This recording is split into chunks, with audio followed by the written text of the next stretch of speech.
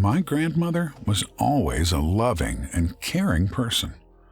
Well, at least until she came back from that hiking trip she took with the senior center.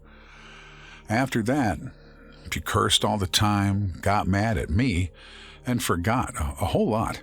Sometimes she just forgot, what day of the week it was, but more and more often, she didn't know who I was or who she was herself. I was lucky that on one of her good days, I was able to persuade her to go with me to her doctor. Dr. Marvez diagnosed her with advanced dementia and advised her to move to a nursing home or some other facility because soon I would not be able to take good enough care of her. And how he was proved right. I thanked him, but didn't tell him that we couldn't afford a place in a nursing home. We could barely pay for our small flat. My grandmother had practically no income at all, and what I earned delivering pizzas wasn't the world either. There were no other family members who could help us. They were already dead or left us years ago. Damn drugs. And so it was up to me to do my best to take care of my grandmother, even if it wasn't easy. This woman had raised me when my drug-addicted mother could not. I owed her that. I made some soup. Grandma, are you hungry? Hungry? Yes, thank you, good man. She must have thought I was her waiter. She sat in her favorite armchair, and I brought her the soup on a tray. Thank you very much. I don't have any money with me, but my husband will tip you in a minute. Sure thing. Thank you very much, lady. I read on the internet that sometimes it's best to just play along. It was easier that way for the sufferers, and also for us relatives. Instead of eating the soup, she just stared at it for a few minutes. Then a fly sat down on the edge of the plate and flew away shortly afterwards. That had somehow caught her attention. She followed the fly with her eyes, which was more interested in her soup than she was. Finally, it sat down again at the edge of the plate and probably wanted to eat its fill of the soup. But it didn't happen because Grandma grabbed the fly with lightning speed and precision and stuffed it in her mouth. It was disgusting to watch, but at least she got some protein. About a week after she ate a fly for the first time, things got really strange. I woke up in the middle of the night because the neighbors were fighting again, or beating each other up, who knows. If I was going to be awake, I thought I might as well have a sip of milk, so I walked over to the tiny kitchen. I know you don't do this, especially if you don't live alone, but I just drank from the carton instead of grabbing a glass. While I was drinking, I looked around the kitchen a bit, and thanks to the moonlight, I could see that something was sitting on the table. I spat out the milk and almost had a heart attack when I saw it was my grandma. She was just sitting there, arms wrapped around her knees and smiling. Her mouth was so wide open that her smile no longer looked human, and she didn't move an inch. Not a muscle twitched. She didn't even blink. "Oh, Grandma, please go back to bed. You can't stay here all night." Slowly, she turned her head in my direction, staring me straight in the eye now, still with that inhuman grin. I sprinted out of the kitchen, into my room, and closed the door behind me, the milk carton still in my hand. I knew it was childish. The poor woman was just sick. But that wide-open mouth scared the hell out of me. I didn't come out of my room until it was really light, which was around 10 o'clock, and then only because I had to pee so badly. Slowly and very carefully, I looked around the corner into the kitchen and was very relieved when I saw that Grandma was no longer sitting on the table. After I'd gone to the toilet, I looked to see where Grandma was. I found her in bed. Judging by the smell, she had messed herself. I cleaned her and her bed.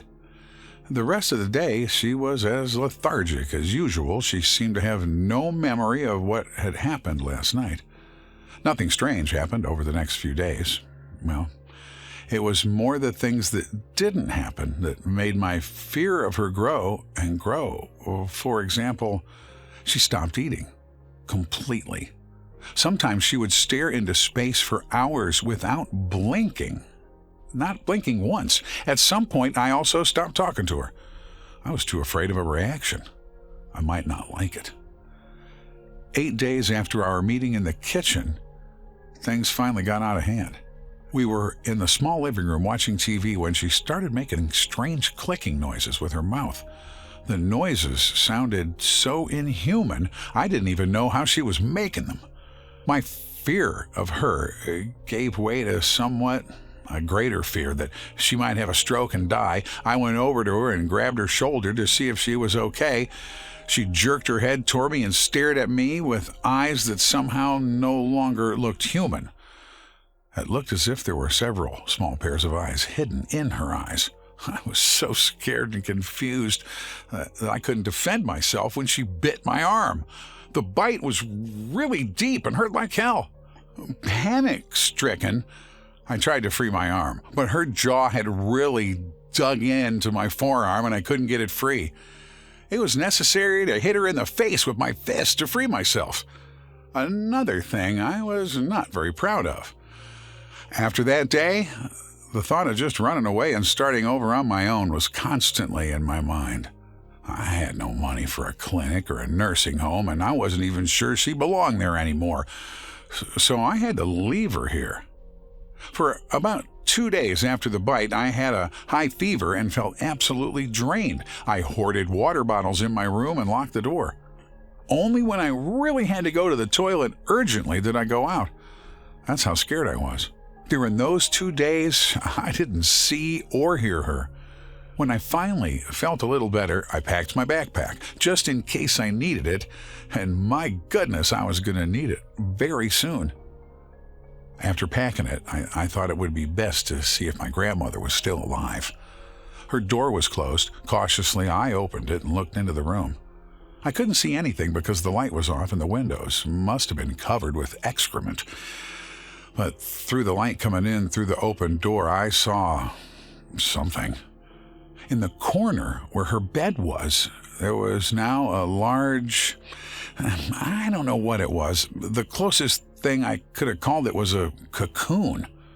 As I pointed my smartphone at the structure of cobwebs to see it better, I saw 6 little eyes staring directly into my own. I ran out of the room, pounded the door shut, and grabbed my backpack.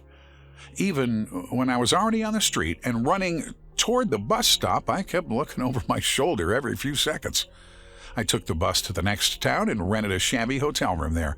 That was all I could afford. It was a week before I regretted my decision.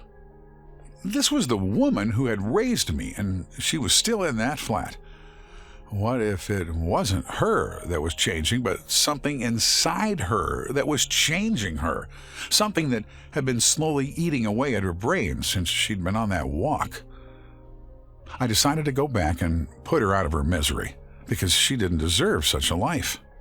When I arrived, I carefully opened the door, which was unlocked. She was not in the hallway, nor in the kitchen, nor in my room or the bathroom or the living room. I knew what that meant. I opened the door to her room and held the large torch pointed at the place where the cocoon had been a week ago. What I saw there was even more disturbing than what I saw the last time. The cocoon was open, and in front of it, and next to it, was slime and skin, I guess. Whatever came out of that cocoon, and it wasn't my grandmother, it was gone. I wanted to go back to the hotel, but I'd forgotten where it was. I've been forgetting a lot of things lately, and my arm hurts so much. Did something bite me? Hey, horror fans, do you want to know how our self-written story universe continues? Then click here on the next video.